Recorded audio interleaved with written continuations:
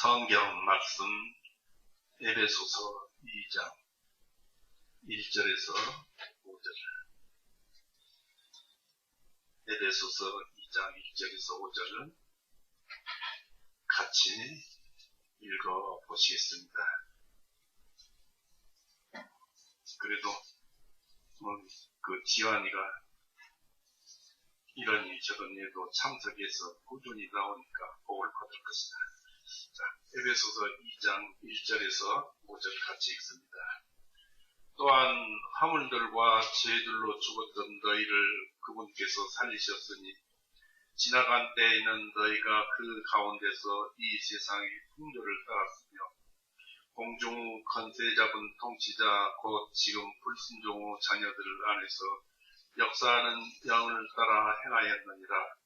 지나간 때에는 우리도 다 그 가운데서 우리 욕심의 정욕대로 행하였고 욕심과 마음의 원하는 것들을 하여 다른 이들과 같이 본질상 진노의 자녀였느니라. 그러나 긍휼이 풍성하신 하나님께서 우리를 사랑하신 그분의 크신 사랑으로 인하여 우리가 죄들로 인하여 죽었을 때 우리를 그리스도와 함께 살리셨고 너희가 은혜로 구원을 받은 것이다. 같이 기도하시겠습니다.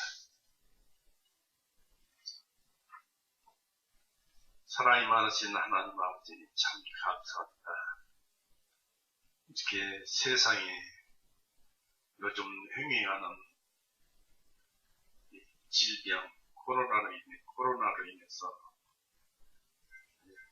힘들고 어려운 이 시대에 헤어졌다 다시 만나고 하는 그런 반복이 계속되는 이 시점에 우리가 어떻게 하면 주님을 더 알고 더 사랑할까 이것을 되돌아보는 그리고 각자 자기의 상태를 살펴보는 그런 귀중한 시간들이 되었을 것이고 또한 앞으로 더 부족한 점을 배우고 채워가는 그런 시간들이 되도록 이끌어 주옵소서.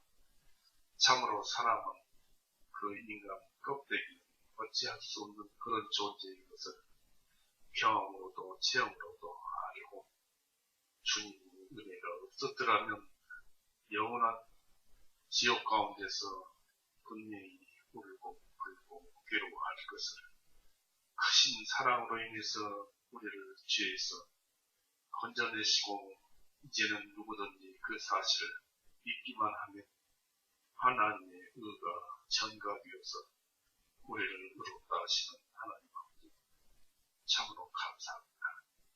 오늘 또 그 말씀을 되새김하면서 주님의 은혜를 간구하오니 주님께서 함께하여 주시옵소서. 우리를 죄에서 영원히 구원해 오시고 누구든지 와서 값없이 그저 복음을 들어서 영생을 얻으라는 우리 구세주 예수 그리스도 이름으로 감사하오며 기도 올렸사옵나이다. 아멘. 반갑습니다. 에베소서 1장 5절에서 5절까지 읽었습니다만 이 말씀이 요한복음 3장 16절 17절 말씀과도 맥이 같습니다. 하나님이 세상을 이처럼 사랑하사 너희는 피투성이라도 살라 하는 말씀이 에베소서 16장에 기록되어 있는데 아무리 죄악 가운데서 헤매이고 고통을 받더라도 살라 그리고 예수님을 기다려서 그 복음을 기다려서 구원을 받아라는 그 말씀입니다. 그럼에도 불구하고 사람들은 하나님의 말씀은 잘 듣지 않습니다. 그래서 이사야 선지자를 통해서 하나님의 마음이 이렇게 기록되어 있는데요. 이사야 1장 한번 보세요.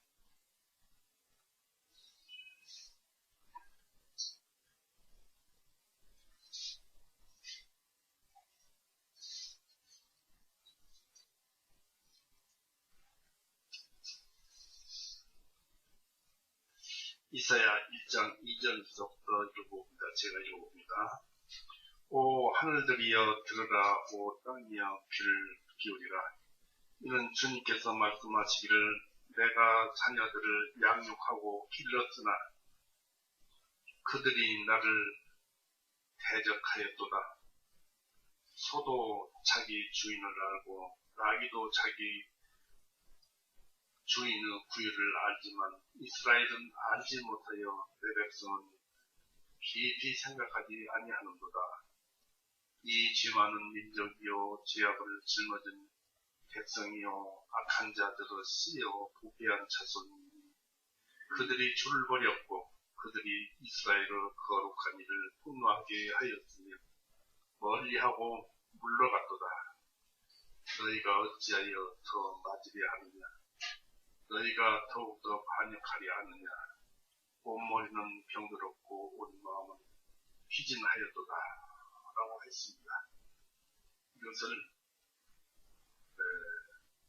우리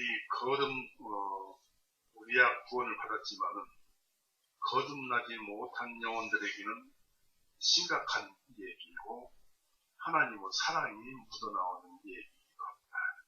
또한 거듭났다는 우리도 마음으로는 구원을 받았지만 옛 본성, 고통받던 본성이 되살아나서 하나님의 말씀을 알지 못하고 섬기지 못하는 그런 자들에게 주시는 말씀이기도 합니다. 참으로 사람은 심히 사악하고 괴로운 존재고 또 어떻게 말로 표현할 수 없는 존재입니다. 하나님께서 예수님을 보내셔서 세상에 인간들을 위해서 개입하지 않으셨다면 사람들은 이제 원한 지옥 속으로 하나님을 떠나서 멀리 그렇게 살 수밖에 없었던 것입니다. 그리고 그럴 수밖에 없습니다.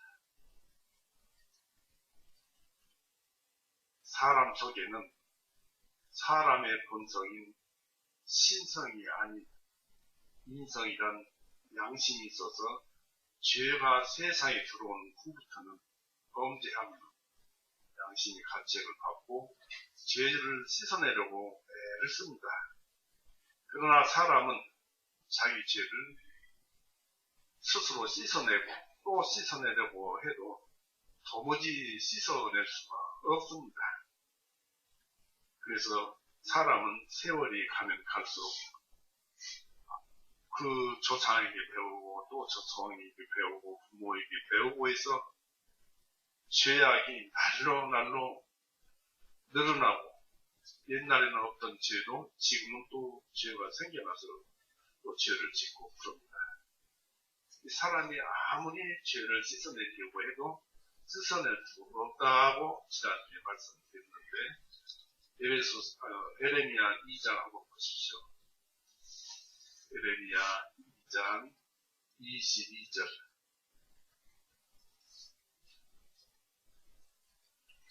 에레미야 2장 22절.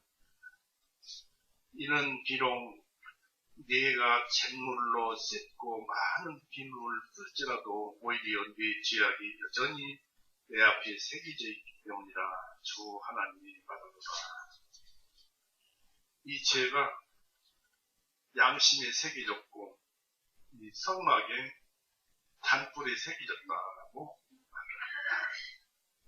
이 금강석 끝 철필로 새겨졌기 때문에 그 죄들을 아무리 비누로 씻어도 새겨진 죄가 씻어내서 버려질 리가 없습니다.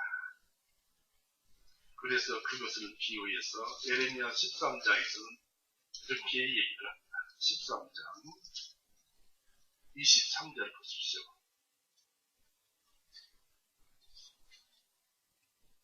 만일 내가 내 마음속에 23절 에티오피아 사람이 22절부터 볼까요? 만일 내가 내 마음속에 말하기를 어찌하여 이런 일들이 내게 임하는가 한다면 이는 내 죄악들이 크므로 내 옷자락들이 들추어지고 뇌의 발꿈치가 드러났기 때문이라 에티오피아 사람이 그의 피부를 바꿀 수 있으며 표범이 그의 얼룩진 점을 바꿀 수가 있겠느냐. 그리 할 수 있다면 악을 행하는 일에 익숙한 너희도 선을 행할 수가 있으리라 했습니다. 사람은 도무지 악해서 선을 행할 수가 없다라는 것입니다. 근데 천국에를 들어가려면 선을 행할 수 있는 사람이 되어야 천국에를 들어가는 거예요. 그래서 우리가 성경 말씀을 읽고 보고 하나님의 도우심으로 선을 행할 수 있는 사람이 되어야 하는 것입니다. 하나님이 아니면, 하나님의 전능하신 능력이 아니면 도저히 천국에를 들어갈 수가 없습니다.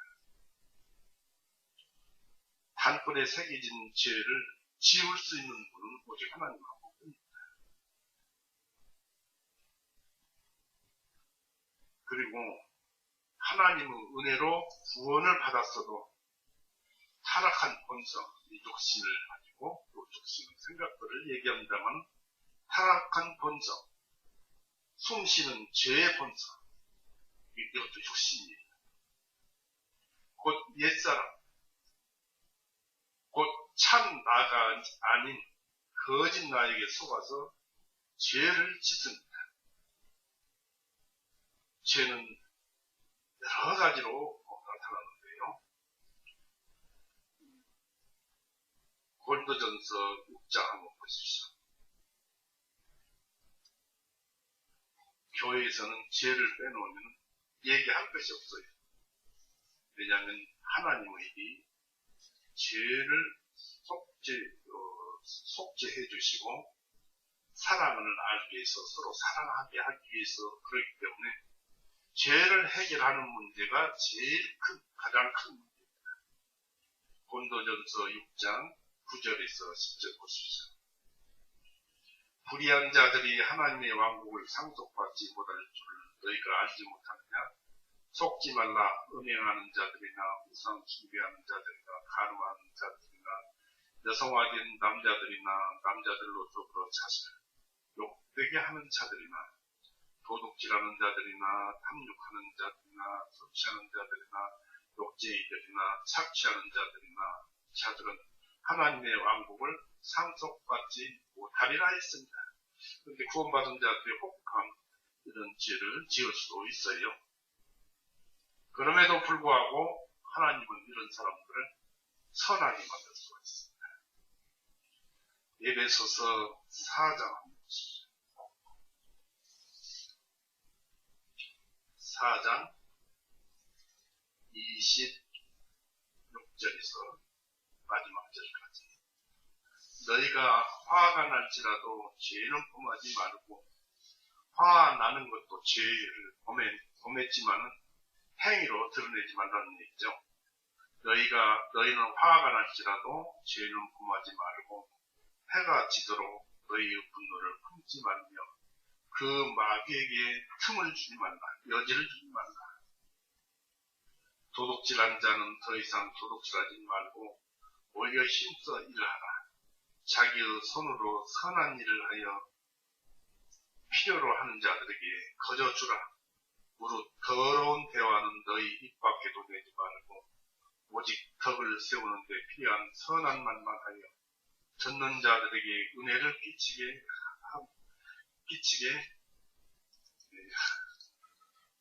하라. 하나님의 거룩하신 성령님을 슬퍼하시게 하지 말라. 그분으로 인하여 너희가 구속날까지 인치심을 받았습니다.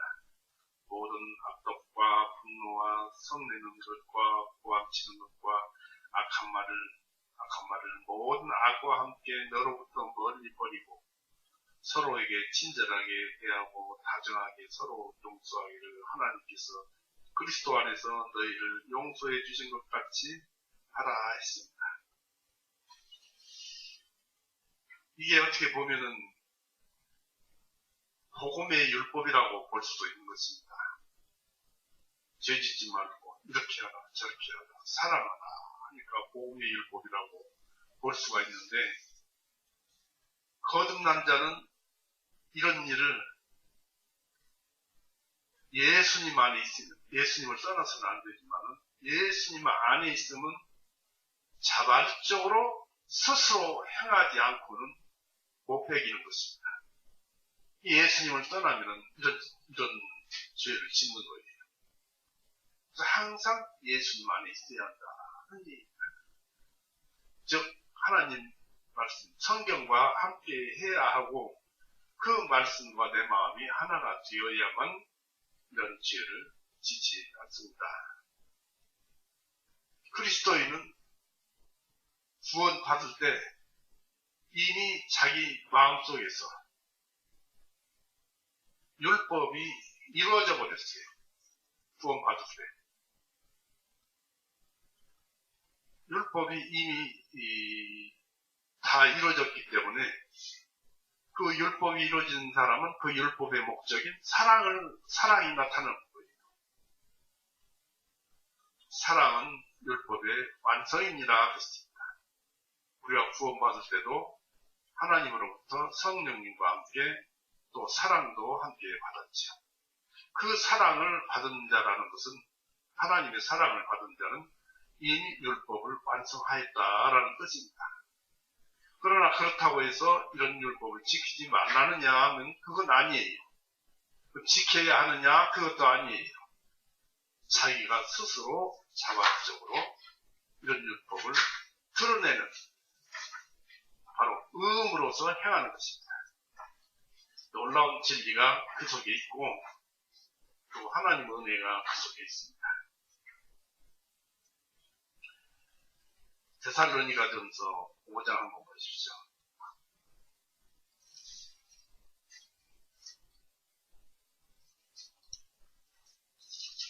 데살로니가전서 5장 22절. 악은 모든 모양이라도 멀리하라 했습니다. 지금 시대에 이런 말을 하면 우습다고 할 테지만 모양이라도 멀리하고 눈길도 주지 않아요. 그런데 그렇게 하기가 힘들다고 합니다만 거듭난 그리스도인들은 안 되지만 그렇게 하는 거예요. 이것을 죄와 싸우는 거예요. 안 되는 것과 되는 것이 있는데 우리는 그리스도인들은 하려고 하고 우리 그 타락한 본성, 숨쉬는 죄의 그 본성은 못하게 합니다. 그래서 싸움이 일어나는 것입니다. 영적 전쟁이 일어나는 것입니다. 갈라디아서 5장 한번 보십시오.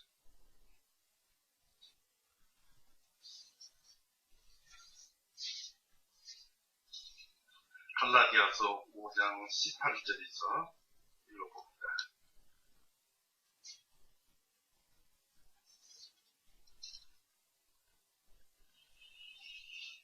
그러나 만일 너희가 성령님의 인도하심을 받으면 너희는 율법 아래 있지 아니하니라. 보십시오. 성령님의 인도하심을 받으면 너희가 구원받았다면 성령님께서 너희를 인도할 것이고 구원을 못 받았다면 성령님이 인도하지 않을 것인데 또 구원받은 자라도 성령님을 마음속에서 기억하고 동의하고 그러면서 율법 아래 그렇다면 너희는 율법 아래 있지 않다. 율법을 다 완성했다. 그런 얘기입니다. 그러면서 19절에 이제 육체의 일은 명백하니 곧 간음과 음행과 더러움과 세욕과 우상숭배와 마술과 증오와 다툼과 질투와 분노와 투령과 폭동과 이단 파당과 시기와 살인과 수치함과 훔쳐거림과 그와 유사한 것들이다. 내가 전에 말한 것 같이 너희에게 미리 말하노니 그러한 일을 행하는 자들은 하나님의 왕국을 상속받지 못하리라 했습니다. 이런 말씀은 거듭나지 못한 자들을 구원받게 하기 위한 말씀이기도 하지만 구원받은 자에게 소금이 제 맛을 잃으면 무엇에 쓰겠느냐라는 예수님의 말씀이 있습니다. 또 행함이 없으면 죽은 믿음이라는 야고보의 사도에 말씀도 기록되어 있습니다. 이 야고보 사도가 행함이 없는 믿음은 죽은 믿음이라고 했지만 믿음은 행함이 어떻게든지 조금이라도 보이는 것입니다. 야고보 사도는 극단적으로 표현을 했고요. 예수님께서도 극단적으로 구원받은 자에게 아무것도 않고 세상에 묻혀 사는 사람, 소금이 맛을 잃은 사람같이 사는 사람이지만 그래도 짠맛은 조금이라도 난다는 얘기입니다. 그와 같은 사람들에게 경계하기 위해서 시기와 살인과 술취함과 흥청거림과 그와 유사한 것들이다. 내가 전에 말한 것과 같이 너희에게 미리 말하노니 그러한 일을 행하는 자들은 하나님의 왕국을 상속받지 못하리라고 경고에 말씀하시는 것입니다. 이 사람은 그뿐이겠습니까? 사람은 우상 숭배도 합니다. 구원받은 자나 구원받지 않는 자나 다 똑같아요. 구원받았으니까 우상 숭배 안 한다고 하지만 우상 숭배하고 사탄도 숭배를 합니다. 에베소서 5장 5절 한번 보십시오.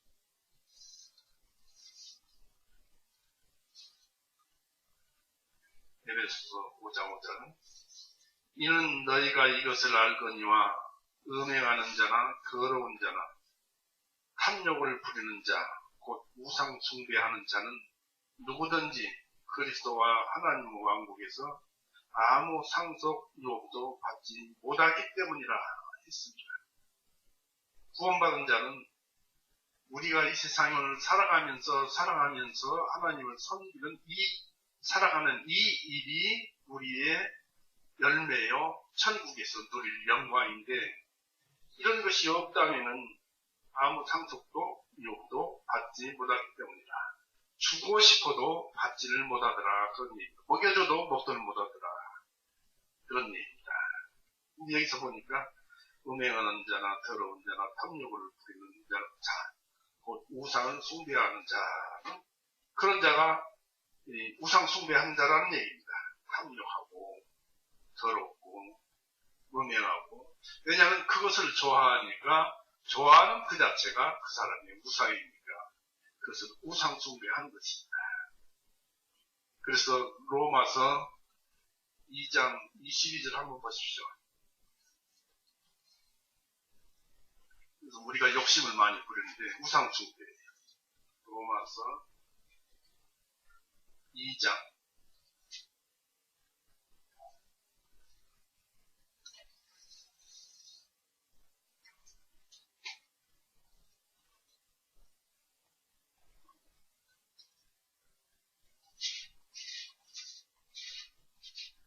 로마서 2장 22절에 로마서 2장 22절 사람이 간음하지 말아야 한다고 말하는 네가 간음하느냐 우상들을 심히 증오하는 네가 신성한 물건을 훔치느냐 신성한 물건이라는 것은 신성한 물건이 아니고 황금이라든지 어떤 새겨놓은 조각상이라든지 이런 것입니다. 심히 좋아하는 네가 신성한 물건을 훔치느냐 율법을 자랑하는 네가 율법을 어김으로써 하나님을 욕되게 하는도다. 그래서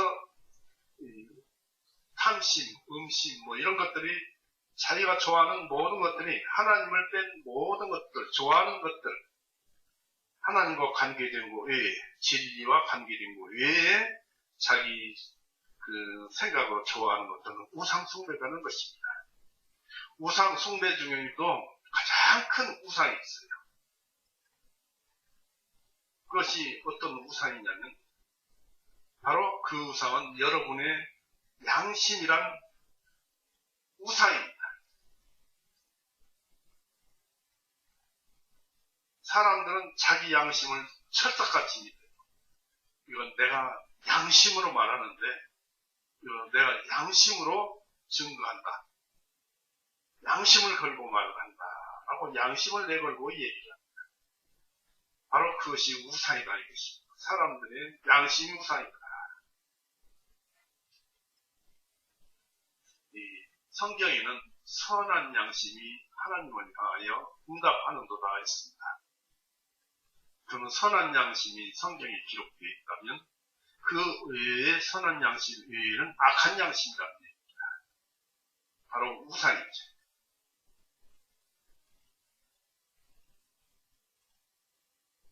곧 하나님의 은혜로 참 나가 아닌 거짓 나를 따르는 것입니다. 어떤 생각이나 일이든지 거짓 나라는 속에 자아를 두되 뱀의 혀처럼 두 가지로 말하는 양심이 선하다고 스스로 자부하는 교만 또는 욕심이라는 우상을 따른다면 그것은 바로 사탄을 섬기는 것입니다. 하니까 그 두 말하잖아요. 선한 것을 얘기하고 양심이 악한 것을 얘기하고. 양심이 악해졌다는 것은 에베소서 2장에 우리가 볼 수 있어요. 사람이 선하면은 나쁜 것, 악한 것을 섬길 수가 없어요. 에베소 2장 보세요. 에베소서. 지나간 때는 너희가 그 가운데서 이 세상의 풍조를 따랐으며 공중의 권세 잡은 통치자 곧 지금 불순종의 자녀들 안에서 역사하는 영을 따라 행하였느니라. 여기 화인 맞아가지고 악한 양심 되어가지고 마귀를 따랐던 거예요. 이것이 바로 사단을 섬기는 것입니다. 이게 바로 사탄을 섬깁니다. 더해서 다른 어떤 죄를 지어도 그것을 결국은 사탄을 섬기는 것이다. 이것입니다.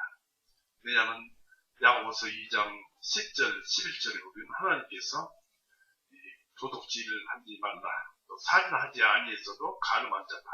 즉 법을 만드신 분은 하나님인데 죄를 한 가지만 지어도 다른 죄를 범한 것이다. 이겁니다. 어떤 죄를 지어도 바로 사단을 숭배하는 그것과 연결되어 있기 때문에 우상을 숭배하는 것이다. 이것입니다. 그래서 사람은 썩을 대로 썩어서 어찌할 수가 없어요. 사람이 겉사람, 하나님을 빼고서 얘기하는 그 사람. 잠언서 21장 보십시오. 잠언서 21장 4절.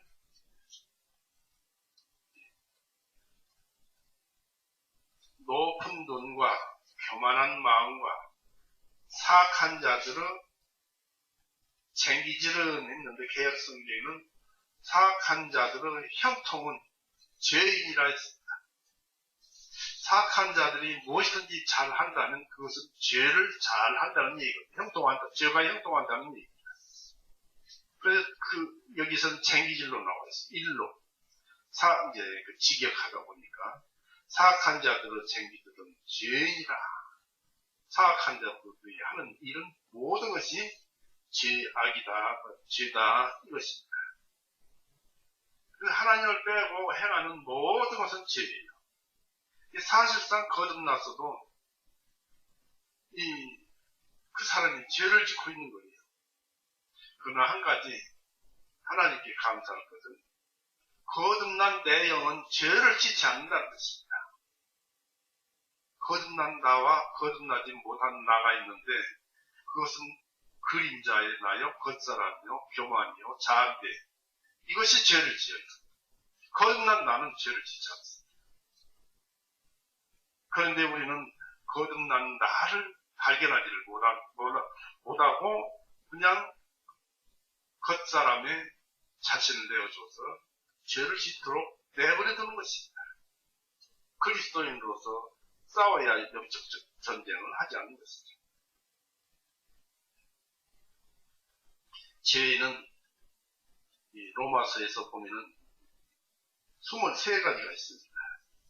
한번 읽어보겠습니다. 이 23가지 죄는 죽어야 할 죄라는 것을 상징하는 것이 23이라는 숫자입니다. 예수님을 반역한 제자가 12 중에 13번째 유다가 죄를 예수님을 반역을 했고, 또 이 죄를 반역한 자들, 그런 사람들은 율법을 만나면 죽어야, 그래서 23을 죽음의 숫자로 보고 있는데, 여기서도 보면 이상하게 성경에서 보면 23으로 죄가 나와 있어요. 로마서 1장 28절 보십시오.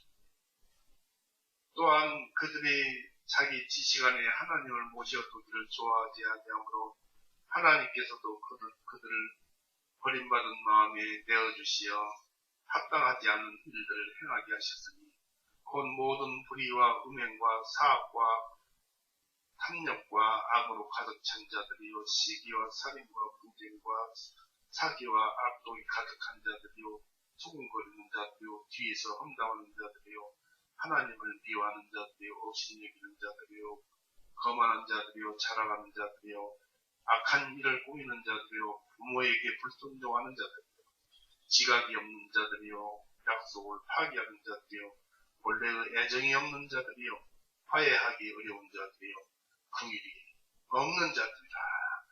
여기까지가 23가지 죄입니다. 여기에서 한 가지만 죄를 보매도 하나님의 법칙에 따르면 23가지 죄를 다 범한 거예요. 이게 하나만 걸려. 그런데 32절에 보니까 이와 같은 일을 행하는 자들은 이 사형에 해당한다는 하나님의 심판을 알면서도 그들이 이와 같은 일을 행할 뿐 아니라 또한 이런 일을 행하는 자들 기뻐하는구나. 그러니까 23가지 죄에다가 그것을 더 보태서 이중적인 죄를 짓는 거예요. 46가지 죄를 짓는 거예요. 하나만 죄를 지어도 46가지 죄, 그 형벌을 받으려면 46배의 벌을 받아야 돼요. 이렇게 사람들은 죄를 많이 짓습니다.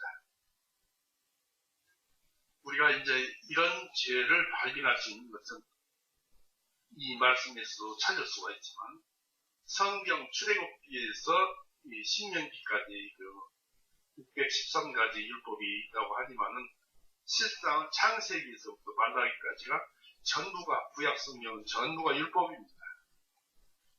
이 율법으로 자기 행실을 이 양심으로 조명해 보면 자신이 죄의 본체보다도 더 악하다는 것을 압니다.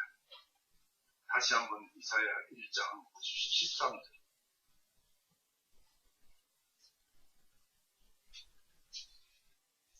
이사야 1장 13절.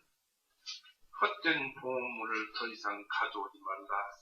분양은 내게 가증하니요 세사들과 안식일들과 집회로 모이는 것도 나는 감당할 수 없나니 곧 엄숙한 모임 그것 자체가 죄악입니다. 네, 이 말씀은 우리가 구원받아서 교회를 나오잖아요. 참석해서. 그런데 교회에 나올 때 그 하나님께 마음을 들이지 않고 겉사람으로만 엄숙한 척 하는 것은 굉장히 하나님 싫어한다는 것입니다. 이게 바로 위선이에요. 이게 참 악한 것입니다.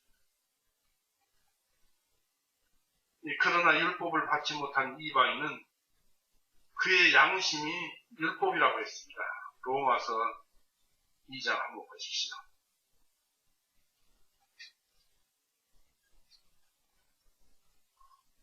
로마서 2장 14절 15절 보시면 이는 율법이 없는 이방인들이 본성에 따라 율법이 있는 이들을 행할 때에는 비록 율법이 없을지라도 그들이 그들 스스로에게 율법이 되기 때문이니 이런 이들은 또한 그들의 양심이 증언하며 그들의 생각들이 서로 고소하고 변명하는 중에 그들의 마음속에 기록된 율법의 행위를 나타내 보입니다. 이방인은 양심이 율법이다 그런 얘기입니다. 그렇다고 해서 이 양심이 율법보다 깨끗하다고 생각하면 안 돼요. 율법보다 양심이 깨끗하지 못하고, 이 죄인은 양심이라 해도 양심 속에는 선악을 구별하는 방대한 지식, 하나님께서 아담과 이브에게 주신 그냥 사람 속에 들어있는 양심은, 하나님께서 주신 양심은 선악을 구별하는 방대한 지식과 생각이 무한정으로 들어있어요. 그래서 사람은 양심은 놀랍습니다. 그러나 이 양심 속의 그 지식이나 생각이 한 가지라도 죄에 동조한다면 그 양심은 선한 양심이 되는 것이 아니라 동조하는 순간 악한 양심이 되어버립니다. 물 태야에 잉크 한 방울을 떨어뜨려 보십시오. 물 전체가 잉크로 물들어버립니다. 그와 마찬가지입니다. 양심이 오염되어 버리고 더러워집니다. 그래서 양심이 아무리 깨끗하다 해도 율법과는 비교가 안 되는 아주 연약한 양심입니다. 그런데 그런 연약한 양심으로도 자기 행실을 비춰보면은 그 행실이 죄인지 아닌지를 알 수 있다는 것입니다. 그래서 세상 모든 사람은 하나님의 심판에서 비켜나갈 수가 없는 것입니다. 자기 양심에 의해 쫓겨나는 바리새인과 서기관들의 기록을 성경에서 찾아보겠습니다. 요한복음 8장 한번 보세요. 가늠하다 붙잡혀온 여인을 이야기합니다만 예수님께서는 그를 용서해 줬죠. 그러나 이 바리새인들은 예수님에게 나와서 구원을 받아야 하는데 우리의 양심이 찔려서 이제 용서해 주십시오 해야 되는데 도망을 갔습니다. 요한복음 8장 7절 보십시오. 7절에서 그들이 주님께 계속하여 물으니 주님께서 친히 일어서서 그들에게 말씀하시기를 너희 중에 죄 없는 자가 먼저 이 여자에게 돌을 던지라 하시고, 이 말씀은 바리새인들과 서기관들이 이 간음 중에 현장에서 붙잡힌 남자는 도망가고 여자만 예수님에게 데리고 왔어요. 그러면서 예수님은 시험하면서 죄 없는 그들에게 말씀하시기를 죽이려고 했어요. 4절에 보니까 그들이 주님께 말씀드리기를 선생님, 이 여자가 간음하다가 현장에서 붙잡혔나이다. 이제 모세는 율법에 이런 여자를 돌로 치라고 우리에게 명령하였는데 선생님 어떻게 말씀하셨나이까 하니까 7절에 그들이 주님께 계속하여 물으니 주님께서 친히 일어나서 그들에게 말씀하시기를 너희 중에 죄 없는 자가 먼저 이 여자에게 돌을 던지라. 이 그들의 양심을 깨운 것입니다. 또 그들이 유대인이므로 율법을 생각나게 한 것입니다. 그러면서 다시 몸을 굽히시어 땅에 쓰시니 그들의 양심을 깨우는 그 기록, 성경을 생각해봐라 하는 그런 표시이기도 합니다. 그래서 9절에 그들이 그 말씀을 듣고 자기 양심의 가책을 받아서 나이 많은 사람으로부터 시작하여 맨 나중에 하나씩 자리를 떠나가니 예수님만 홀로 남으시고 그 여자는 한가운데 섰더라. 양심이 가책을 받았어요. 자기들도 죄가 많다는 것입니다. 그 가늠한 여인을 돌로 던져서 죽일 수 있는 자격이 없더라는 것입니다. 이렇게 양심이 정죄를 하게 됩니다.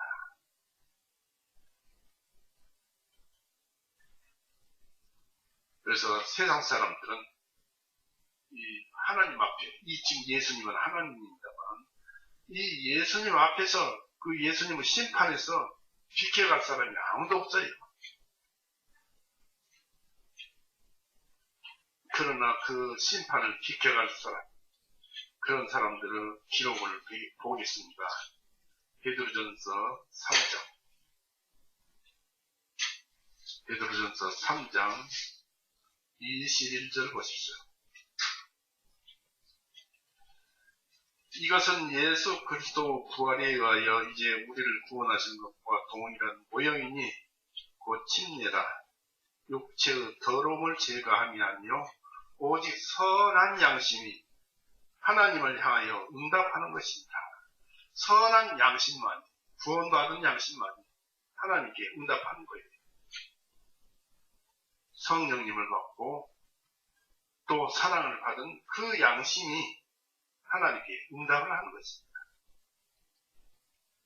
그러니까 선한 양심이라고 했으니까 그 반대로 대적한 그 선한 양심에 반대되는 그 악한 양심도 있다는 뜻을 이 말씀에서 포함하고 있습니다. 이 선한 양심이 하나님께 끊임없이 응답할 수 있는 자만, 선한 양심을 가진 자는 어떤 양심이냐면 하나님과 똑같은 양심이에요. 신적 인격의 성품을 가진 자. 오직 선한 분은 하나님 한 분뿐이라고 했습니다. 선한 분은 하나님 한 분뿐이십니다. 라고 예수님께서 했어요.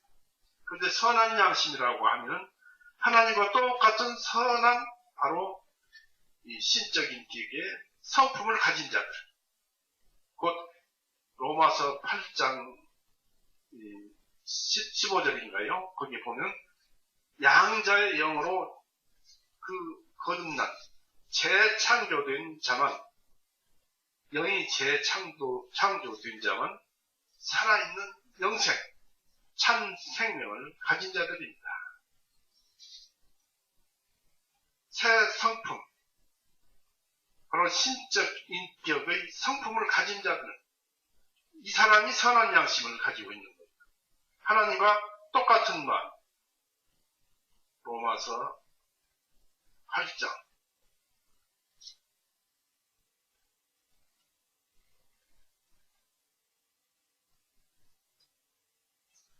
14절, 15절 읽어볼까요? 누구든지 하나님의 영으로 인도하심을 받은 자들은 곧 하나님의 아들들이라. 하나님의 영으로 인도하심을 받으려면 하나님의 영과 똑같아야 돼요. 너희들은 곧 하나님의 아들들이니라. 15절이 이는 너희가 다시 두려워하는 속박의 영, 율법을 가리킵니다. 속박의 영을 받지 아니하고 양자의 영을 받았기 때문이니 이로써 우리가 아바 아버지라 부르느니라. 바로 신적 인격의 성품을 받았으니 하나님을 아바 아버지라 부르는 것입니다. 예수님의 그 골고다의 업적으로 인해서 그것을 믿는 자만 하나님의 하늘에서 내려온 하나님의 예수님의 의가 믿는 자에게 전가되어서 바로 양자의 영을 받아서 하나님의 자녀가 되는 것입니다. 그렇게 재창조된 영만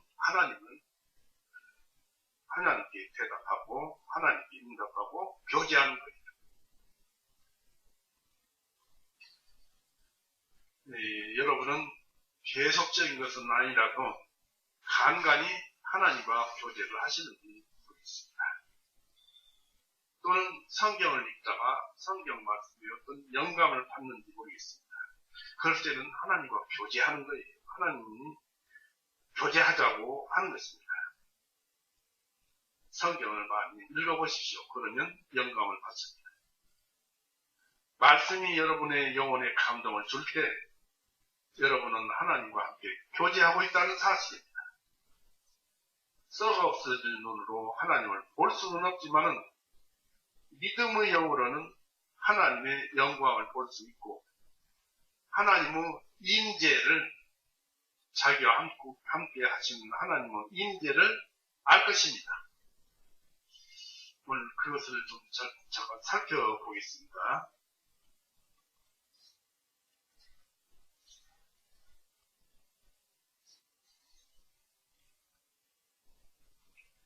이 하나님의 영광과 여러분의 영혼 속에 임하신 하나님을 어떻게 우리가 볼 수가 있을까요?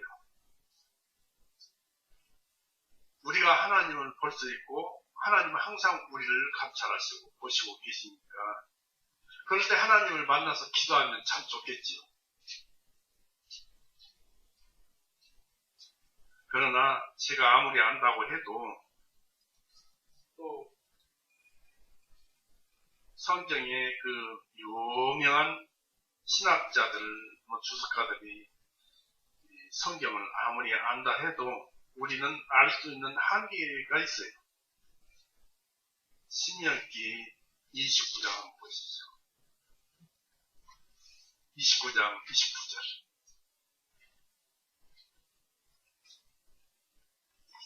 이것을 미리 내세워야 되겠습니다. 29절에, 신명기 29장 29절에 은밀한 일들은 주 우리 하나님께 속하나 드러난 일들은 영원히 우리와 우리 자손에게 속하나니 이는 우리로 하여금 이 율법 모든 말씀들을 행하게 하시리라. 그러니까 드러나지 않는 것은 하나님께 속한 것이고 세상에 드러난 것은 우리에게 주신 것이라는 것입니다. 그래서 우리에게 알려주신 것만 우리가 입을 벌려서 얘기를 할 수 있는 것이죠. 그래서 하나님을 어떻게 해서 볼 수 있는가 하는 것도 알려주신 그 말씀대로만 찾아보는 것입니다. 먼저 열왕기상 19장 한번 보십시오.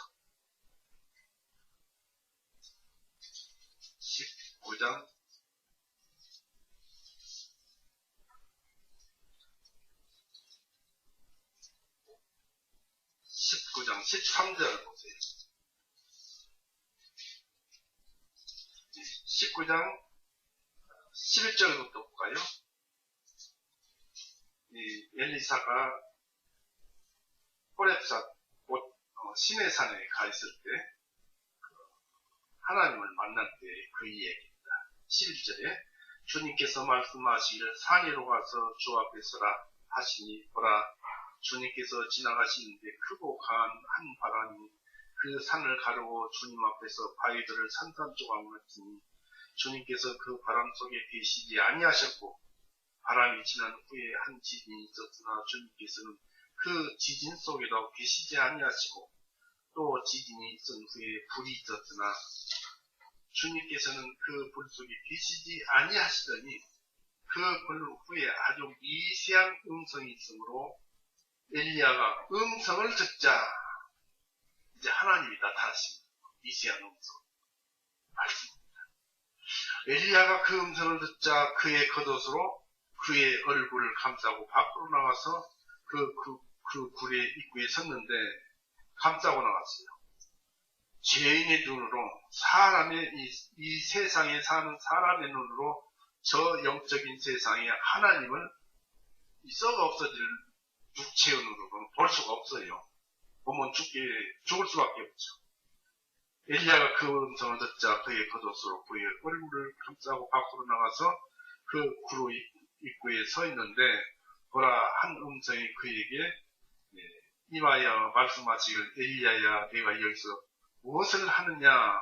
엘리야가 말씀드리기를 내가 만군의 주 하나님을 위하여 심히 질투하였사오니 라고 14절까지 기록되어 있는데 여기서 하나님은 세미한 소리로 곧 인간들에게 주신 언어를 통해서 말씀하십니다. 하나님이 말씀을 하셔도 하나님께서 저 천국에서 언어는 어떤 것인지 모르겠지만 하나님께서 사람들에게 주신 언어, 그 언어를 통해서 하나님께서 나타나셔서 말씀을 하셨습니다. 그래서 하나님은 미세한 음성 가운데 계셨고 자신을 엘리사에게 나타내셨습니다. 바로 음성으로 나타나신 것입니다. 요한복음 1장 1절 보세요.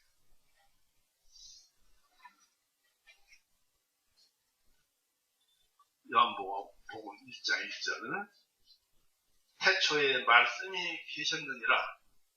그 말씀이 하나님과 함께 계셨으니 그 말씀은 곧 하나님이시니라. 태초에 말씀이 계셨는데 그 말씀이 하나님과 함께 계셨고 그 말씀은 곧 하나님이시니라 했습니다. 그러니까 이 말씀이 하나님이시다는 것을 얘기해 보여주고 있습니다.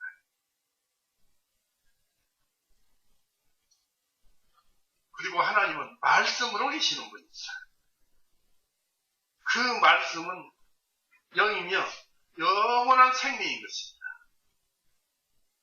예수님께서 요한복음 6장 63절에 말씀하시기를 내가 너희에게 이런 말이 영이요 생명이라 했습니다. 말씀 속에는 영과 생명이 들어있어요. 그분이 하나님은 또 영이시죠. 요한복음 4장 24절에 보면 그분이 바로 하나님이세요. 또 하나님은 영원한 영생이십니다. 그러니까 요한복음 1장 1절의 그 말씀은 영이며 영원한 생명인 것입니다.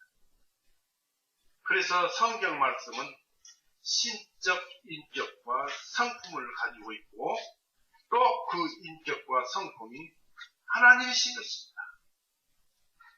요한복음 4장 24절 보십시오.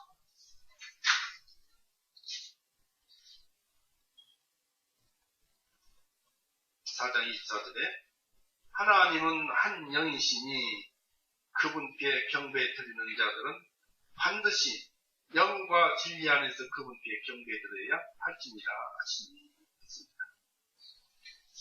하나님은 한 영이시니 하나님은 영이시니까 그분께 경배 드리는 자들은 영과 자기의 영과 또 성경 말씀에서 드러나는 진리 안에서 하나님께 경배를 드리라고 했습니다. 이게 교제예요. 경배 드리는 것은. 기도하는 것이고 우리가. 창세기 16장 13절 한번 보십시오.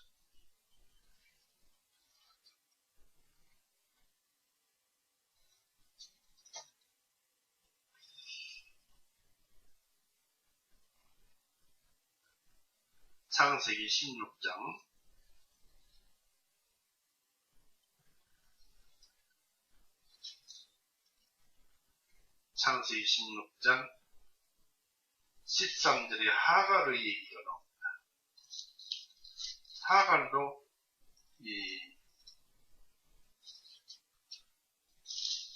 하나님을 대면했어요. 그러나 천사를 통해서 봤죠.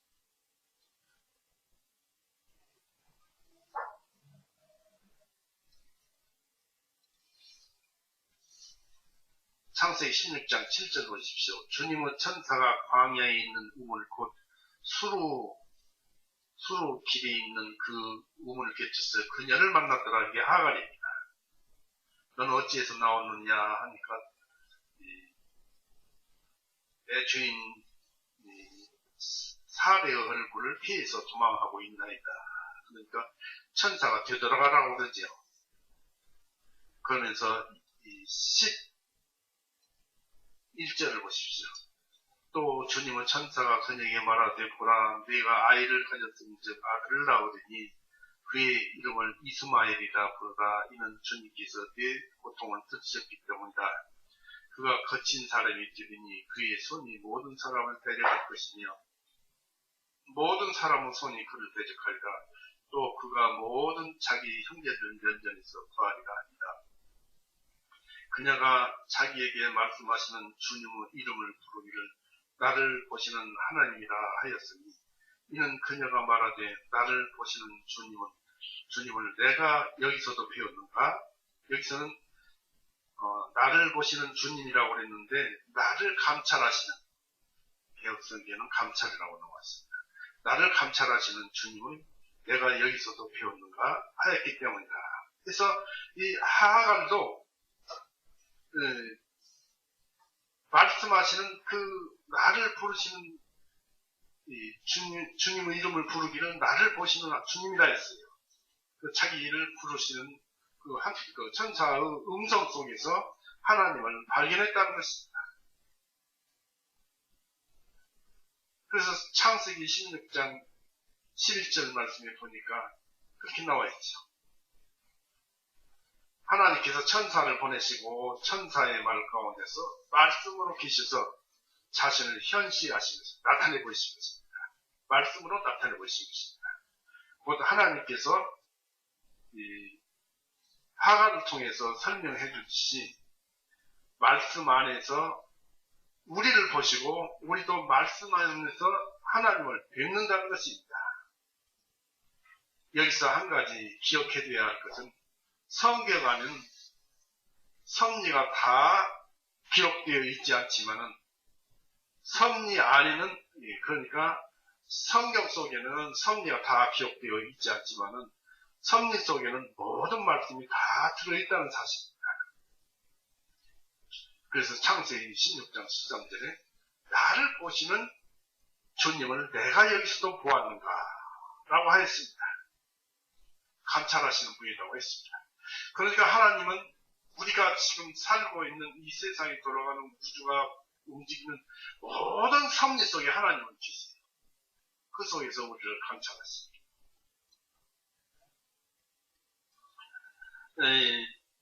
또 한번 찾아보시겠습니다. 이런 말씀이 있는데요. 출애굽기 33장.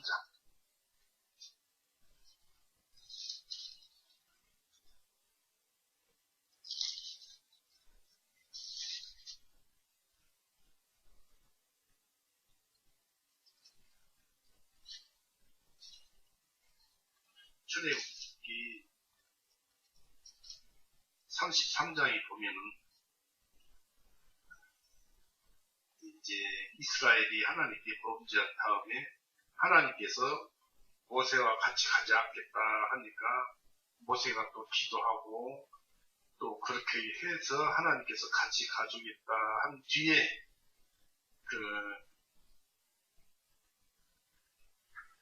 창세기 33장 18절에 그가 말씀드리기를 내가 주님께 간구하오니 주님의 영광을 내게 보여주옵소서 하며 그랬습니다. 여기서 주님의 영광이라는 것은 어떤 것이 하나님의 영광이고 어떤 것이 예수님의 영광이냐면 인간들의 죄를 용서해 주신 것이 하나님의 영광이에요. 내가 주님께 간구하오니 주님의 영광을 내게 보여주옵소서 하며 주님께서 말씀하시는 내가 나의 모든 선함을 네 앞에 지나가게 할 것이며 내가 내 앞에 주의 이름을 선포하리라. 나는 은혜를 베풀 자에게 은혜를 베풀고 긍휼을 보일 자에게 긍휼을 보이느니라. 이런 말씀을 우리는 가볍게 읽어서는 안 돼요. 은혜를 베풀 자에게 은혜를 베풀고 긍휼을 보일 자에게 긍휼을 보입니다. 선하게 살고 말씀대로 살고 그러라니. 그래서 20절에 그분께서 말씀하시면 네가 내 얼굴을 보지 못하리니 이는 나를 보고 살 자가 아무도 없기 때문이라 했습니다. 이 썩어질 욕심의 눈으로는 하나님을 볼 수가 없어요. 이 죄 있는 욕심 아닙니까? 아담 이후. 어찌 악이 선을 보겠습니까? 어찌 어둠이 빛을 가리우겠습니까? 21절에 주님께서 말씀하시기를 보라 내 옆에 한 곳이 있으니 너는 그 반석 위에 설지니라. 이 반석은 이제 바로 예수님을 묘사하고 있습니다만 그 반석 위에 설지니라. 예수님 위에 설지니라. 내 영광이 지나갈 동안 내가 너를 그 반석의 한 텀 사이에 넣어두고 내가 지나갈 동안 내가 내 손으로 너를 덮으리니 내가 네 손을 거두면 네가 내 뒷부분을 볼 것이나 내 얼굴은 보지 못하리라 하시니 있습니다. 하나님을 정면으로 바라볼 수가 없다는 것입니다. 퉁튀만 보는 거예요. 하나님.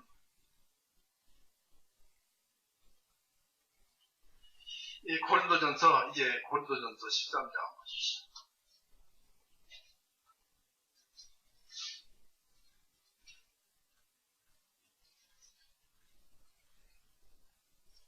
고린도전서 13장 11절 12절 보십시오. 그러나 이 모든 일들은 동일하신 한 성령님께서 역사하셔서 그분의 뜻대로 각 사람에게 계획적으로 나누어 주시느니라. 몸은 하나인데 많은 지체들이 있고 그 한 몸의 모든 지체들이 많아도 한 몸인 같이 그리스도께서는 역시 그러하시니라 그랬습니다.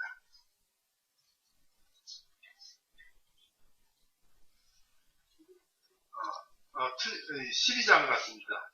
13장, 12장은 잘못 썼어요. 13장 바로 그 얘기죠. 11절, 12절. 내가 어린아이였을 때는 어린아이 같이 말하고 어린아이 같이 이해하며 어린아이 같이 생각하였으나 내가 어른이 된 후에는 어린아이의 일들을 버렸느니라. 지금은 우리가 거울을 통하여 희미하게 보나 그때에는 얼굴을 마주볼 것이요. 지금은 내가 부분적으로 아나 그때에는 내가 알려진 것 같이 나를 알게 되리라 했습니다. 다시 한번 읽어볼게요. 내가 어린아이였을 때는 어린아이같이 말하고 어린아이같이 이해하고 어린아이같이 생각하였으나 내가 어른이 된 후에는 어린아이를 버렸느니라. 지금은 우리가 거울을 통하여 희미하게 보나 그때는 얼굴을 마주볼 것이요. 지금은 내가 부분적으로 아나 그때는 내가 알려진 것까지 나도 알게 되리라 했습니다. 여기서 현재의 우리 상태는 이 세상에서 거듭나서 살고 있는 현재의 우리 상태는 어린 아이의 상태고 장래의 상태, 천국에서 상태는 어른의 상태라고 바울은 여기에다가 비유를 하고 있는 것입니다. 즉 바울이 내가 예언을 하고 천국 비밀을 배웠지만 현재 어린아이의 상태를 내가 벗어나지 못했다는 것입니다. 즉 이 땅과 천국의 차이를 말하고 있는 것입니다. 믿음을 가진 우리가 이곳을 천국 상태와 비교하면 이곳의 사물은 어둡고 혼란되어 있고 아무것도 안정화되지 못했고 부족한 것입니다. 그래서 그렇듯이 지금은 우리가 거울을 통해서 희미하게 보나 그때는 얼굴을 마주할 것이요. 지금은 내가 부분적으로 아나 그때는 내가 알려진 것 같이 나도 알게 되리라고 13장 12절에 기록되어 있죠. 즉 지금은 구름과 희미한 중에서 믿음이라는 망원경을 통해서 멀리서 사물을 볼 수 있으나 그때는 사물을 가까이서 있는 그대로 보면서 우리의 지식은 실수가 없다는 것입니다. 그때는 하나님을 있는 그대로 보는 것이다 라는 것입니다. 요한 1서 3장 2절에 하나님을 있는 그대로 본다고 했어요.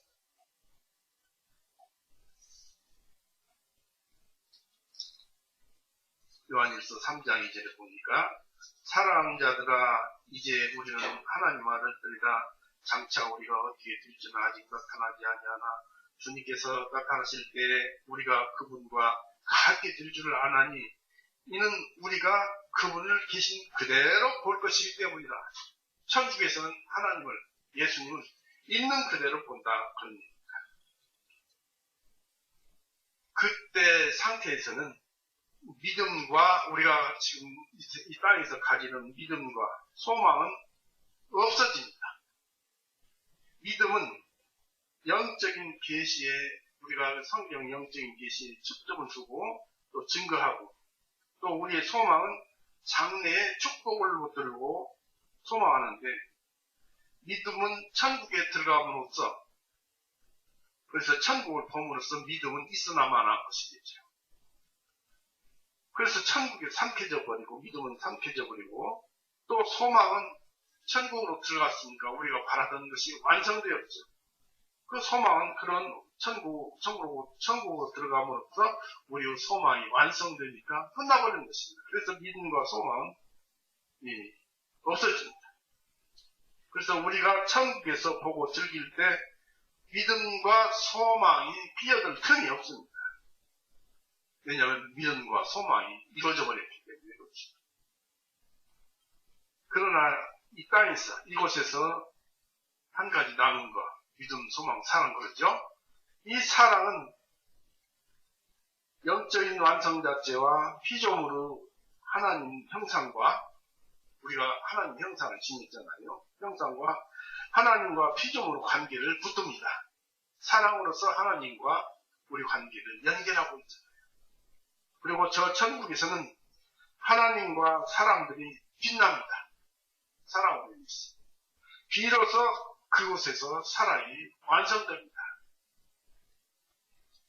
그래서 하나님이 우리에게 나타나시고 우리 마음이 사랑으로 불붙고 영원한 헌신으로 빛나기 때문에 하나님을 완전히 사랑하는 것입니다. 또한 그곳에서 형제 자매님을 이웃을 사랑합니다. 믿음과 소망이 종결될 때 사랑은 더욱 밝게 빛납니다. 그래서 사랑은 하나님으로부터 나와서 하나님을 나타냅니다. 지금 우리 속에 구원받을 때 하나님의 사랑이 마음속에 들어와 있잖아요. 그것이 하나님을 나타냅니다. 왜냐하면 하나님은 사랑이시기 때문에 그렇습니다. 요한일서 찾아보십시오.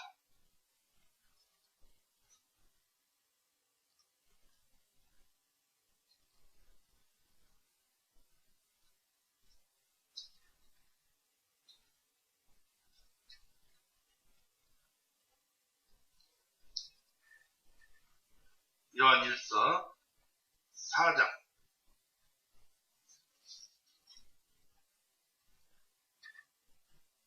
8절 보십시오. 사랑하지 아니하는 자는 하나님을 알지 못하느니 이는 하나님은 사랑이시기 때문이다. 또 16절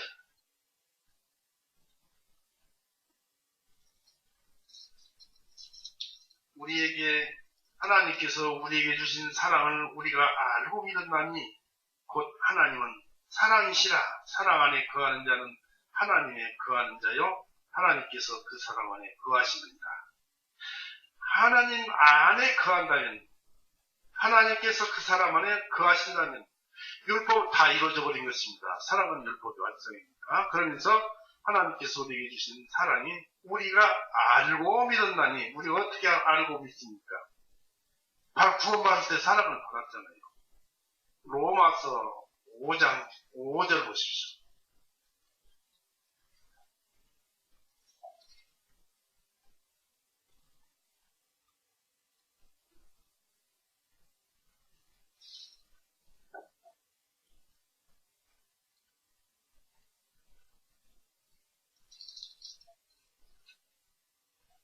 로마서 5장 5절을 또 소망이 부끄럽게 만들지 아니하니 왜냐하면 우리에게 주신 성령님에 의하여 하나님의 사랑이 우리 마음에 부어졌기 때문이다. 하나님이 우리 마음에 부어졌다. 우리가 이렇게 사랑을 받은 것을 알아야 된다. 또 성령님이 우리에게 주어졌다는 것도 알잖아요. 갈라디아서 3장 보세요. 거듭나면 이와 같은 은혜를 우리가 받아버리는 거예요. 하나님께서 거저주셔요. 갈라디아서 3장 5절 보세요. 3장 2절부터 볼까요? 갈라디아 3장 2절. 오직 내가 너희에게서 이것을 알고자 하노니 너희가 성령님을 받은 것이 율법의 행위로서냐 아니면 믿음에 대하여 들음으로서냐. 말씀을 들을 때 우리가 믿어져서 성령님을 받잖아요.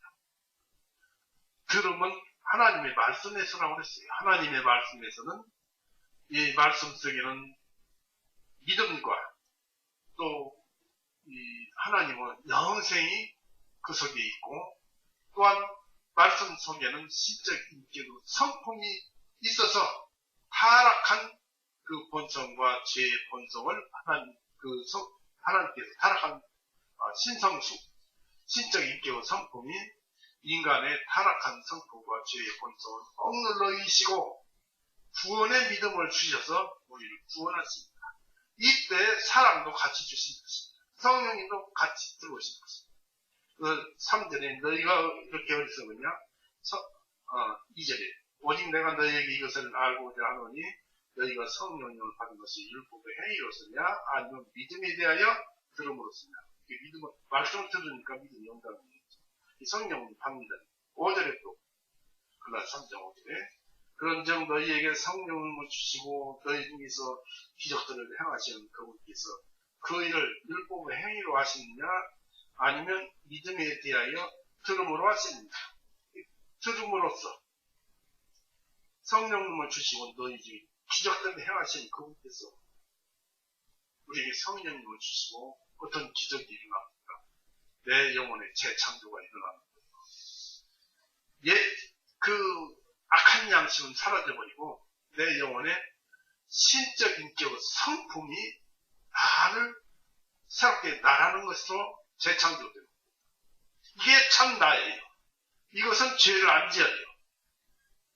타락한 본성, 욕심, 죄 있는 본성 이건 죄를 많이 짓습니다. 그래서 사도 바울도 로마서 7장에 죄가 죄를 짓는다. 그리고 또 마음의 법과 이 육신에 있는 그 법이 서로 싸운다. 그래서 죄의 법이 나를 사로잡아가는 것을 보는 거다. 오호라의 공과도다 했는데 우리가 그래요. 거듭난 신의 신적 인격의 성품을 가진 나는 죄를 안 짓는데 이 욕심 이것들을 우리가 짊어지고 사니까 결국은 이것은 나중에는 죽어 없어져 송장이나 마찬가지인데 이것을 끌고 다니려니까 얼마나 괴롭습니다. 우리는 죄를 짓고 싶지 않아도 죄를 짓잖아요. 우리가 좋아서 죄를 짓습니다.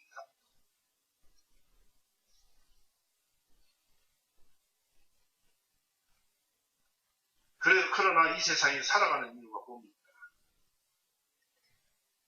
우리가 간간히 찾아보지만 빌립보서 한번 봅시다. 빌립보서 1장 22절에 그러나 만일 내가 육신 안에 사는 이것이 내 수고의 열매이니 무엇을 선택해야 알지 나는 알지 못하겠다. 죽어서 천국에 가는 것이 좋은 것인지 그렇지 않으면 육신 안에서 살면서 내가 열매를 거두는 것이 좋은 것인지 알지 못하겠다. 왜냐하면 사도 바울은 내가 천국에 가는 것도 좋지만 이 세상에서 사는 것이 내 열매인데 이 사람들에게 복음을 전하는 것이 중요하다 그런 뜻입니다. 그래서 우리가 인생 동안을 일생을 사는 동안에 열매를 많이 맺는 것, 사랑하는 것, 바로 우리가 받은 구원을 드러내는 것. 빌립보서 2장 12절을 보십시오. 여기 보면은 이 개역성경과 킹제임스 성경이 다른 것이 여기서 다릅니다만 빌립보서 2장 12절 그러므로 나의 사랑받는 자들아 너희가 항상 순종한 것 같이 내가 있을 때뿐만 아니라 내가 없는 지금도 더욱더 두려움과 떨림으로 너희 자신의 구원을 행하여 드러내라. 우리가 받은 구원을 드러내라. 우리의 신적 인격 성품을 드러내라. 재창조된 나를 드러내라는 것입니다. 바로 그 재창조된 나는 사랑이니까 사랑을 드러내라는 것입니다. 우리는 사랑하라고 하면 당연한 말씀입니다 하면서도 싸움을 합니다. 그렇지만 우리가 넘어질 때 또 다시 하나님께서는 붙들어 주십니다. 더 큰 좋은 것으로 일으키셔서 사랑을 하라고 이렇게 도와주십니다. 이걸 알아야 돼요. 우리가 혹 실수해서 넘어졌다 해도 거기에서 자신을 방치한다 해도 하나님은 그 사람을 다시 세우고 일으키셔서 회복시켜줍니다. 예, 참 놀라운 하나님의 은혜입니다. 그것이 어디서 나타납니까? 세상에 죄가 들어와서 많은 사람들이 죄인 되었지만 하나님께서 예수님을 세상에 보내셔서 살렸잖아요. 그와 같이 넘어졌어도 살려서 일으키시는 그 은혜를 여러분들이 일부러 죄를 지어서 바꾸라는 것은 아니고 어쩔 수 없이 싸우다가 넘어지면 그러라는 것은 그것을 받고 더욱더 이제 다음부터는 죄를 짓지 말고 앞으로 더 나아가라는 것입니다.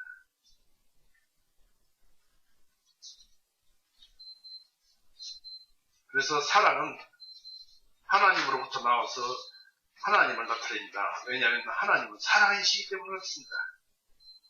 그래서 사랑이 제일이라고 말씀을 드렸습니다. 왜냐하면 사랑은 없어지지 않고 천국에서도 그대로 있기 때문입니다. 다음에 고린도후서 3장 18절을 보십시오. 지금 하나님을 보기 위해서 찾아 들어가는 것인데요. 고린도후서 3장 18절. 그러나 우리는 다 벗은 얼굴로 거울을 보는 것 같이 주님의 영광을 바라보며 같은 형상으로 변화되어 영광이 이르렀나니 주님의 영에 의하여 이루신 것이라 했습니다.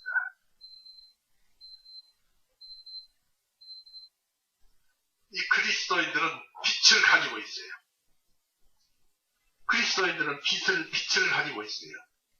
고린도후서 4장 한번 보십시오. 고린도후서 4장 4절서부터 봅니다. 6절까지.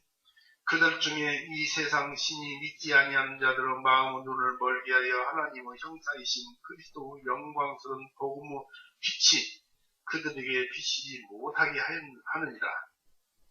이는 우리는 우리 자신을 선포하는 것이 아니요 다만 그리스도 예수님이 주님이신 것과 예수님을 위하여 우리 자신이 너희의 종들 된 것을 선포하노니 이는 어둠 속에서 빛이 비치라고 명령하신 하나님께서 우리들 마음속에 빛을 비추셔서 예수 그리스도 얼굴에 있는 하나님의 영광을 아는 빛을 주셨기 때문이다. 즉 우리가 말씀을 계속 듣다가 보면 또 읽다가 보면은 이 하나님께서 예수님을 아는 빛을 주셔요. 성경을 아는 빛을 주셔요. 믿음을 주신다는 것입니다. 믿음이 빛이에요. 믿음을 주심으로써 예수님께서 이 세상에서 우리를 위해서 골고다에서 피 흘리고 죽으셨구나. 우리 모든 죄를 용서하셨구나 하는 예수님의 영광을 바라보는 아는 빛을 믿음을 주신다는 얘기입니다. 그래서 우리 속에는 믿음이라는 빛이 우리 속에 있는 것입니다. 또 그리스도인들은 다 벗은 얼굴로 주님을 영광을 본다고 했습니다. 구약 이스라엘 백성은 어둡고 무서운 구름 안에서 하나님의 영광을 보았습니다. 그러나 그리스도인들은 거울을 보는 것 같이 주님의 영광을 바라봅니다.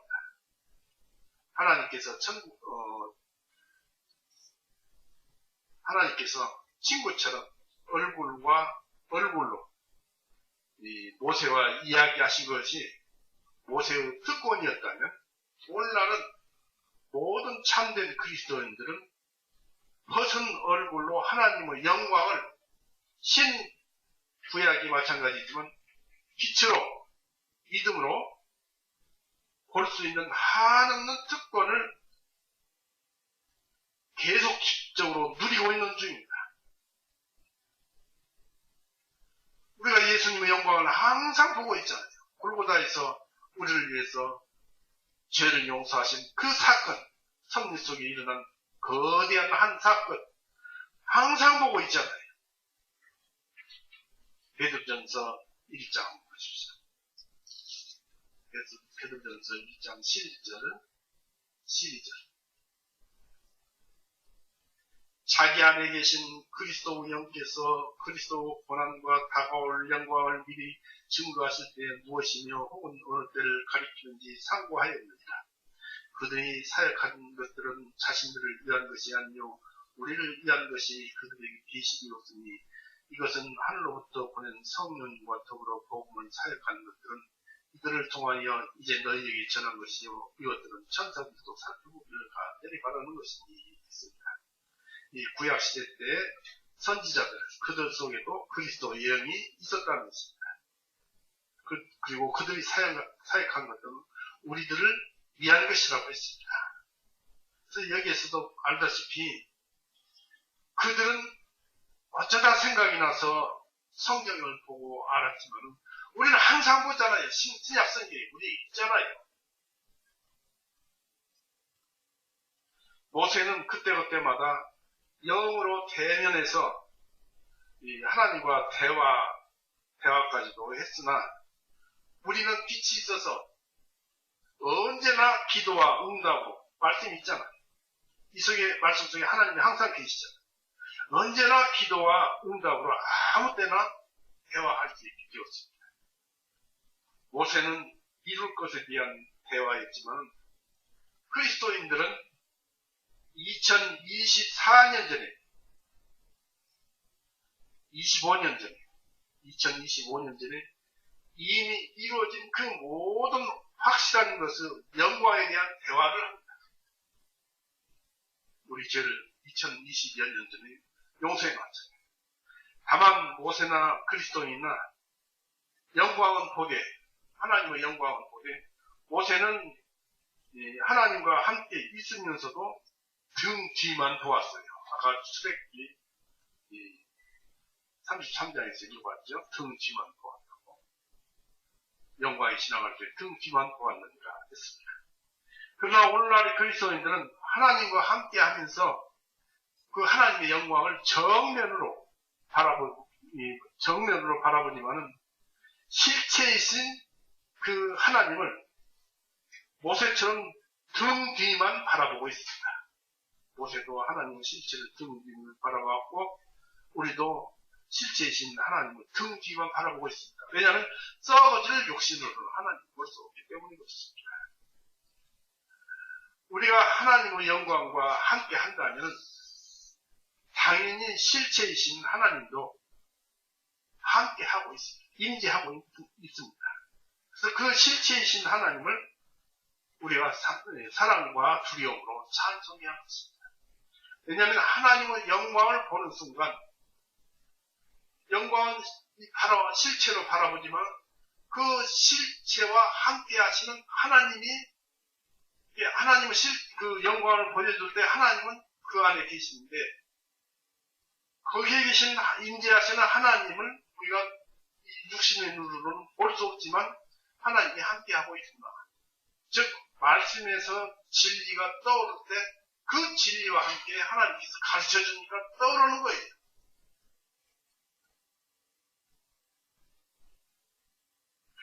그럴 때 찬송하지 않은 것입니다. 다만 한 가지 아쉬움이 있다면 이 땅에서는 썩어질 욕심의 눈으로 하나님을 볼 수 없다는 것입니다. 디모데전서 한번 보시죠. 믿음의 눈으로는 보이는데 우리는 이 눈으로는 볼 수 없어요. 그러나 하나님의 임재는 알 수 있는 것입니다.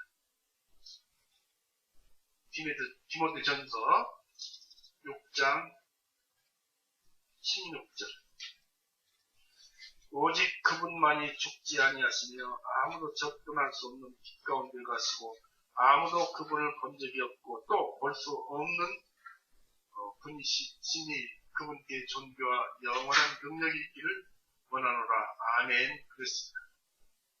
출애굽기 33장 보십시오.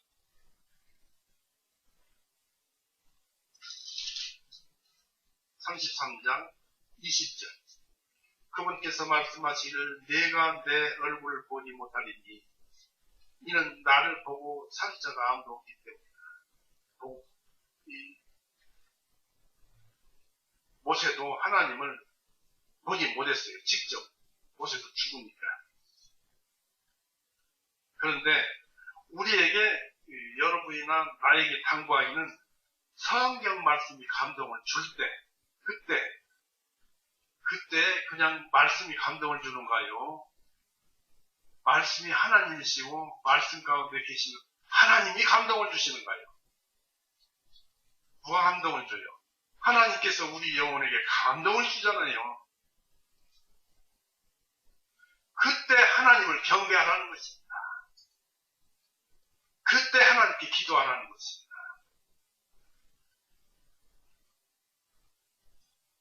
여기서 잊지 말 것은 예수님께서 골고다에서 이루신 예수님의 업적을 하나님의 영광, 구속자의 영광이라고 하는데 그것이 나타날 때 또는 어떤 진리가 이 성경에서 깨우쳐질 때 그때 그냥 우리는 이거 깨우쳤으니까 내가 깨달았구나 하는 것은 그 교만이고 하나님께서 성령님께서 깨우침을 주는데 그때 하나님의 본체 실체와 함께 하는 거예요.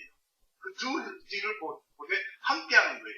그때 그분께 기도하고 그분께 구할 것이 있으면 구하십시오.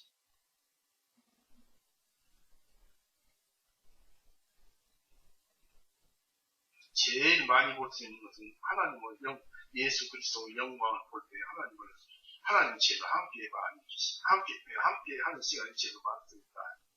구속자의 영광이 어디서 뜻하고 나오냐면 요한복음 17장 한번 보십시오.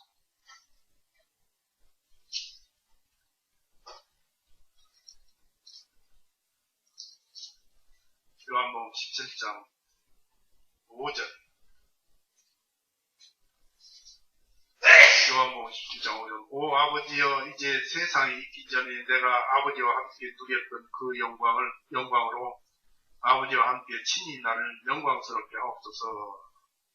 내가 곧 골고다에서 편지고 죽을 텐데 아버지께서도 그것을 영광스럽게 하옵소서라는 그런 뜻입니다. 그러니까 골고다에서 죽으시는 것이 예수 그리스도의 영광이요 하나님께서 영광입니다. 왜냐하면 인간들을 죄에서 구원하시기 위해서 대속하기 위해서 보내신 것 아닙니까?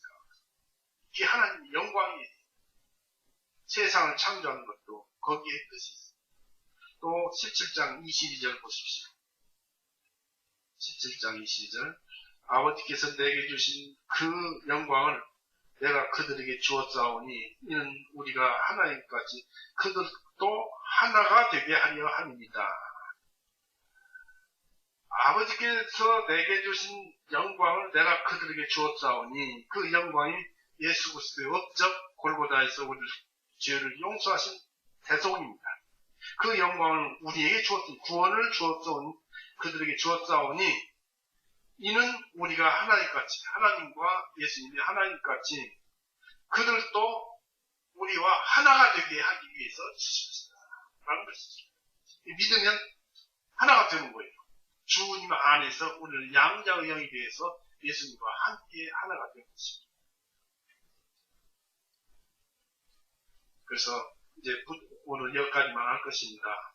부탁드리기는 우리가 성경 기록을 읽고 깨달을 때 감동이 왔을 때 빨리 그 즉시 하나님께 기도하고 그 하나님을 붙들으십시오.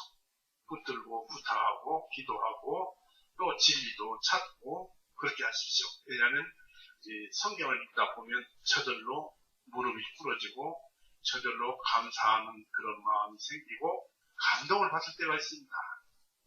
그럴 때에 여러분들은 하나님께 기도하고 찬송하고 감사하면서 기도하고 간구하고 부탁하십시오. 하나님은 그렇게 나타나십니다. 오늘은 여기까지만 하겠습니다. 같이 기도 드리시겠습니다. 사랑이 많으신 하나님 아버지, 오늘도 주님의 영광에 관련된 그 말씀을 우리가 같이 함께 들었고 또한 그것으로 주님을 찬송하였습니다.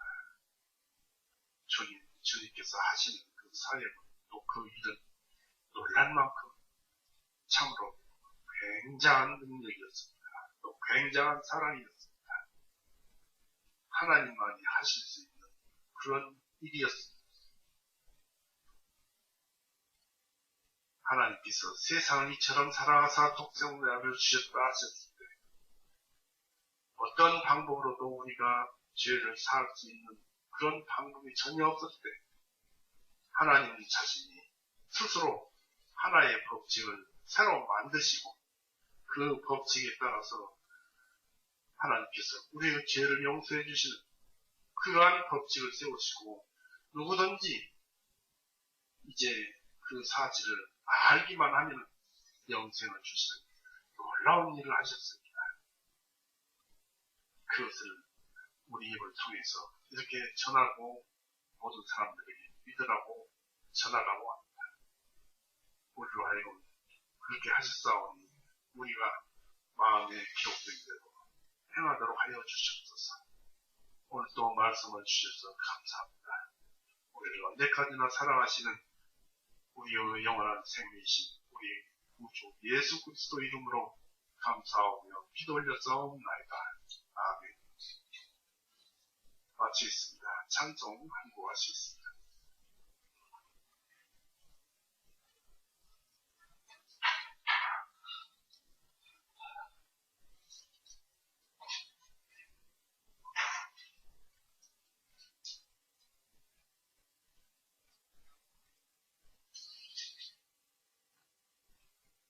(205장) 찬송할까요?